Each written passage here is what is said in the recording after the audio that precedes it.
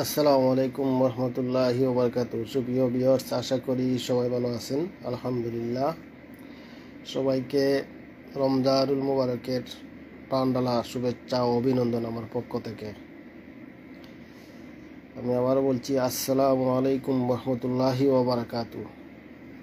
হামদান কাসিরান তৈবান মুবারাকান ফিহে। আল্লাহ সুবহানাহু ওয়া তাআলা যিনি আমাদেরকে সৃষ্টি করেছেন, সৃষ্টি করার পরে দুনিয়াতে পাঠিয়েছেন, এর জন্য আমরা মহান রাব্বুল আলামিনের কাছে শুকরিয়া আদায় করি আলহামদুলিল্লাহ। যেখানে আল্লাহ তাআলা নিজেই বলছেন লাকাদ কানাল ইনসানা ফি আহসানি তাকওয়িম, আমি তোমাদেরকে অনেক সুন্দর করে বানাইছি।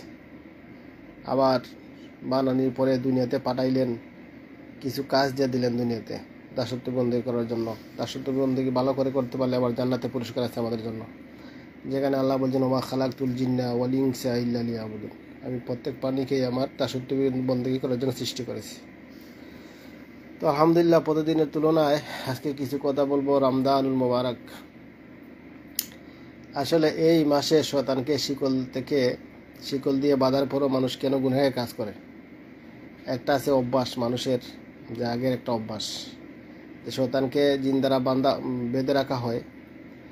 তো মানুষ রমজান মাসে মানুষের অন্যের কথা বলতে স্বাদ পায়, মানুষের দোষ খুঁজে গাল বন্ধ করে। অনেক মানুষ আছে আবার রমজান মাসে রোজা রাখলে তার মাথা গরম হয়ে যায়, মুভমেন্ট ঠিক থাকে না।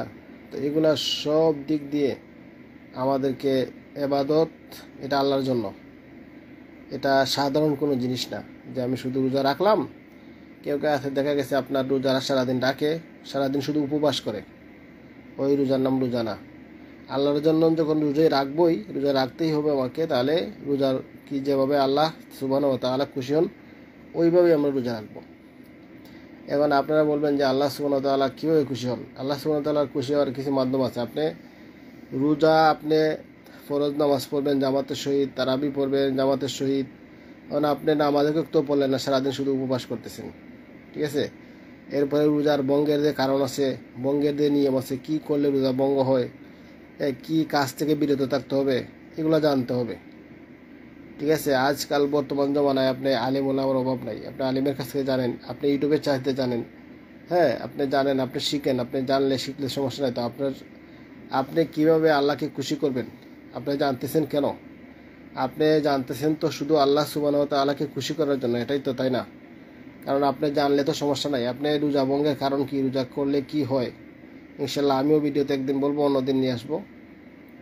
তো বর্তমান সময় সাময়িক কিছু কথা বলবো, যে আপনি শুধু রোজাই রাখছেন, ঠিক আছে? আল্লাহ সুবহানাহু ওয়া তাআলা আপনাকে, আল্লাহ যদি কাউকে ক্ষমা করে দেয় ওই দিল অন্য হিসাব, কিন্তু প্রত্যেকটা জিনিসের এক একটা নিয়ম আছে। আপনি কাজে যাইবেন, কাজের একটা রুল আছে, ঘরের ভিতরে একটা রুল আছে। মানে মানুষ প্রত্যেকটা জিনিস, দোকানে, হাটে, ঘাটে, বাজারে, মাঠে, অফিসে, আদালতে, সব জায়গায় একটা নিয়ম আছে, রুল আছে। তো আল্লাহ সুবহানাহু ওয়া তাআলা আমাদেরকে কিছু রুল দিয়েছেন, নিয়ম দিয়েছেন, নিয়ম মানতে হবে। তো আপনি রোজা রাখলেন, ফজর নামাজ পড়লেন না, ঘুমিয়ে পড়লেন, জোহর পড়লেন না, আসর পড়লেন না, মাগরিব পড়লেন না, তারাবি পড়লেন না, শুধু রোজাই রাখেন, উপবাস। এরপরে আপনি রোজা কি করলে ভঙ্গ হয়?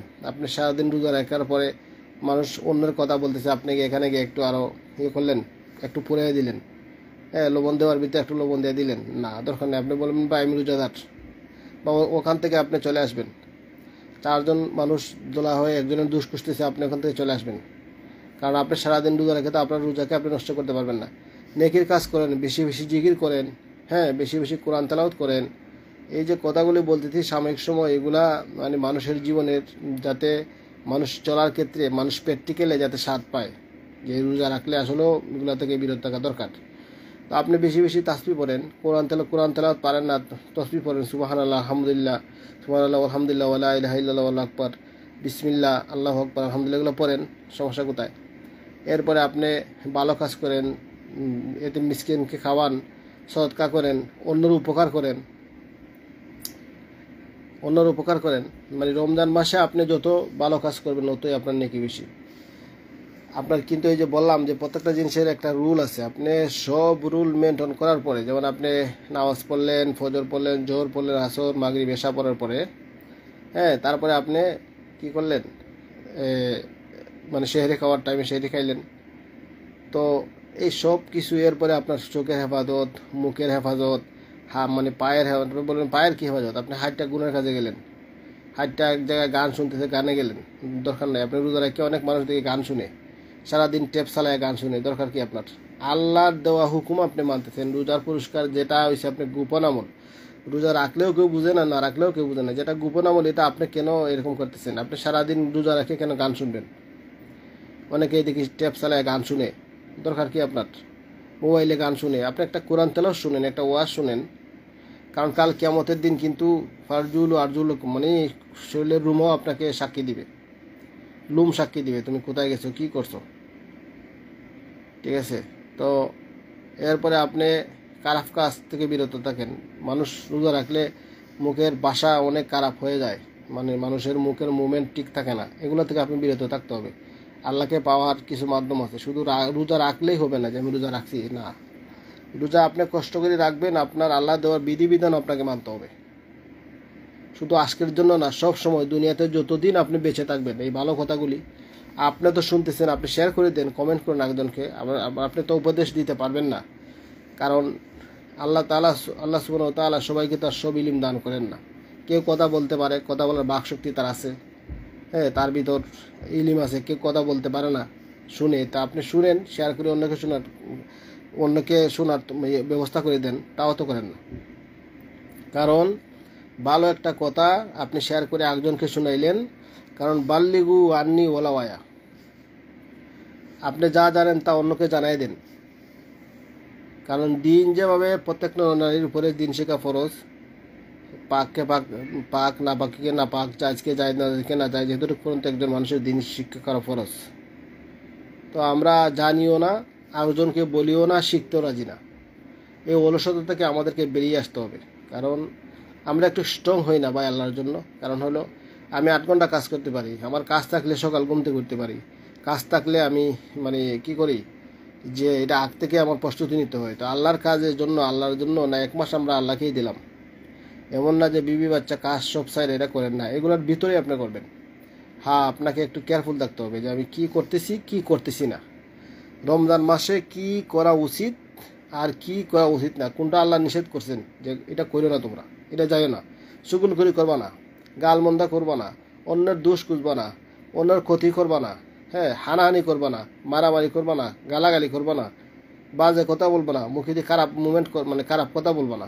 এগুলো থেকে আপনি বিরত থাকতে হবে। এগুলা বিরত থাকার পরেও আপনাকে আরও জিনিস আছে, আপনি রোজা ভঙ্গের কারণ জানতে হবে, কী করলে রোজা ভঙ্গ হয়ে যায়, কী করলে কি, কোন নেক আমলে কোন কাজে রোজাকে ধ্বংস করে ফেলে। আপনি সারাদিন শুধু উপবাস থাকার নাম রোজা নয় তো। এগুলো সব মানার পরে, সব কিছু জানার পরে তারপরে না আপনি রোজাদার। আমরা তো এখন এরকমই করি, সারাদিন রোজা রাখি, সারাদিন মানে সারাদিনের ভিতরে তো নামাজও পড়ে না, কোরআন তেলাওয়াতও নাই, তাসবিহও নাই। না, এটা কোন ধরনের রোজা? আপনি আল্লাহর হুকুম মানেন, ঠিক আছে, আলহামদুলিল্লাহ, কিন্তু মানার মতো তো মানেন। আপনি জানেন না, হুজুরের কাছ থেকে শিখেন, মোবাইল আছে, আপনি ইউটিউবে চার্জ দেন যে রোজা রাখলে কি কি নিয়ম মানতে হবে আর কি কি নিয়ম মেনে রোজা রাখা দরকার, জরুরি, কোন নিয়মে আল্লাহ সুবহানাহু ওয়া তাআলা খুশি হন। কারণ যেখানে আল্লাহই বলছেন তোমরা কি করো, শাহরু রমাদান আল্লাযী উনজিলা ফীহিল কুরআন হুদাল লিন-নাস ওয়া বাইয়িনাতিম মিনাল হুদা ওয়াল ফুরকান। তোমাদের পরবর্তী যারা আমাদের পৃথিবীতে চলে গেছে তাদের উপরে যেভাবে রোজা ফরজ করা হয়েছিল, আমাদের উপরে সেইরূপভাবেই রোজা ফরজ করা হয়েছে। আর রোজার মানে যেটা গোপন ইবাদত, কেউ রাখলেও বোঝা যায় না, না রাখলেও বোঝা যায় না। তো এই জিনিসগুলো আমরা এগুলো থেকে বেরিয়ে আসি, এগুলো বেরিয়ে আসলে আমাদের রোজা কালকে আমাদের দিন আল্লাহর সামনে রোজা আমাদের সম্বন্ধে কথা বলবে, যে সে আমাকে ভালোভাবে বলবে, যে আমাকে রেখে রোজা বলবে যে আমাকে রেখে গুনাহের কাজ করেছে, আমাকে রেখে গীবত করেছে, আমাকে রেখে মানুষের চুগলখড়ি করেছে, অন্যর ক্ষতি করেছে, অন্যর ফয়সামায় রেখেছে, অন্য মাপে ওজনে কম দিছে, হ্যাঁ, অন্যকে বাটপারি করে আমাকে রোজা রেখে অন্যের সাথে মিথ্যা কথা বলছে। মিথ্যা দেন কত বড় গুনাহের কাজ। এরপরে আপনার মাপেও কম দেওয়া, ওজনে কম দেওয়া, ঠিক আছে, অন্যর মানে কথা এক জায়গার কথা আরেক জায়গায় লাগানো, 4 জন মিল্লা অন্য সমালোচনা করা, চুগলখড়ি করা, গালমন্দ করা, হিংসা করা, এগুলো আপনাকে সব মানতে হবে। আপনি মাপে কম দিলেন, আপনি সারাদিন রোজা রেখে আপনি মাপে কেন কম দিবেন? আপনি সারাদিন রোজা রেখে কেন মিথ্যা কথা বলবেন? আরেকজনের জিনিস কেন টগিয়ে খাবেন? আপনার নলেজ বুদ্ধি আছে এর জন্য কি আপনি আরেকজনের ক্ষতি করবেন? আল্লাহর জন্য একটা মাস আপনাকে মানতেই হবে যদি আপনি প্রকৃতপক্ষে রোজাই রাখেন, রোজাদার হয়ে থাকেন। তো তো এই জিনিসগুলো আপনি শেয়ার করে অন্যকে শোনার তৌফিক মানে ব্যবস্থা করে দেন। আপনি তো শুনবেন, অন্যকে ব্যবস্থা করে দেন, এগুলো তো আমরা সবাই জানি। জানার পরেও জিনিসগুলো রিপ্লাই করলে ইমান তাজা হয়, ইমান সচেষ্ট হয়, যেগুলো আমাকে মানতেই হবে। একটা কথা আপনি বারবার শুনলেন, এটা আপনার নলেজে ফিট হয়ে যাবে যে আল্লাহ এগুলো বলছেন, এগুলো করা নিষেধ, এগুলো করবো না। আল্লাহ বলছেন এটা করবো, এটা করা যাইজ, যেটা করবো না, যেটা করবো আল্লাহ বলছেন এটা করবো।